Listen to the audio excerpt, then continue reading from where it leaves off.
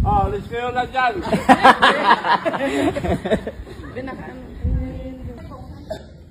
Sa mainitin na ulo dyan dahil sa traffic, o mag-ipon na kayo para ganito na bilhin nyo. Dahil ayaw nyo nang nata-traffic, o ganito dalhin nyo at nang di kayo matraffic sa daan.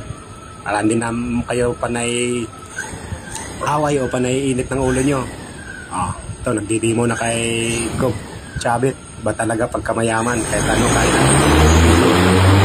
Ganda ng laruan ni Gob Chabit.